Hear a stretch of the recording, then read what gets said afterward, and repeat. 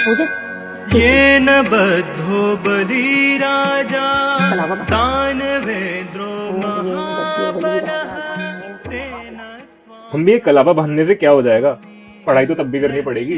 पढ़ाई तो करनी पड़ेगी, ये कोई जादुई धागा थोड़ी है। इसे कलावा, मौली या रक्षा सूत्र कहते हैं, जो हमारी बुरी नजर, नकारात्मक ऊर्जा, दुर्घटना और बुराई से रक्षा करता है। इसका लाल रंग शक्ति और रक्षा का, और पीला रंग समृद्धि और शुभता का प्रतीक। कलावा बांधने के पीछे की परंपरा क्या है? वैदिक काल से ही किसी भी शुभ कार्य और यज्ञ के समय पर कलावा सूत्र बांधा जाता था। जैसे आज भी हम बांधते हैं, हमारे घरों में पूजा होती है, मंदिर जाते हैं तो पंडित जी कलावा बांधते हैं ना। जैसे आज मैंने तेरा कलावा बांधा, कभी पापा बांध देते हैं। तो इस रक्षा सूत्र के पीछे की कोई कहानी भी होगी? असुर वंश के राजा थे बलि, जो बहुत ही शक्तिशाली और दानी थे। उन्होंने अपनी पावर से तीनों लोगों पर विजय प्राप्त कर ली।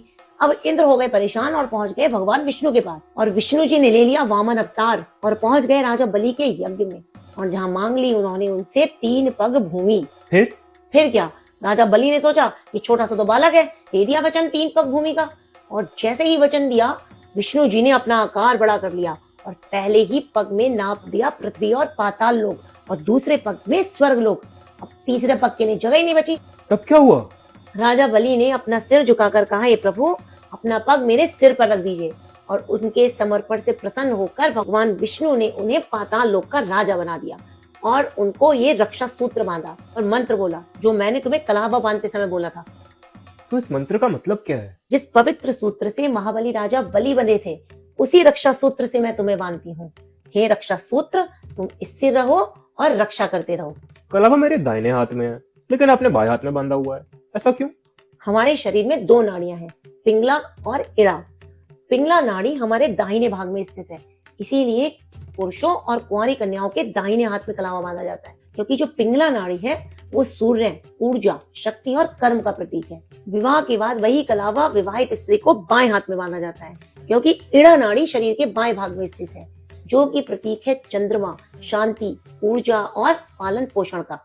शादी के बाद ये कलावा मेरे दाएं हाथ से बाएं हाथ में शिफ्ट हो जाएगा? नहीं, हमारे शास्त्रों में पत्नी को पति का वामांग कहा गया है। जैसे अर्धनारीश्वर में माता पार्वती भगवान शिव के बाएं भाग में विराजमान है। हमने इसे कई बार लपेटा है, ऐसा क्यों? कलावे को हम 3, 5 और 7 बारी लपेटते हैं।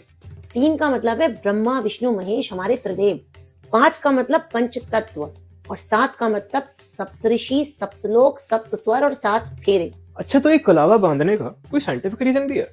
बिल्कुल है। हमारे शरीर में कई नाड़ियां और एक्यूप्रेशर पॉइंट्स होते हैं, और जब हम कलावा बांधते हैं तो उसके प्रेशर से उन पे दबाव पड़ता है, जिससे कि हमारा ब्लड प्रेशर, हार्ट रेट और शरीर की ऊर्जा संतुलित रहती है।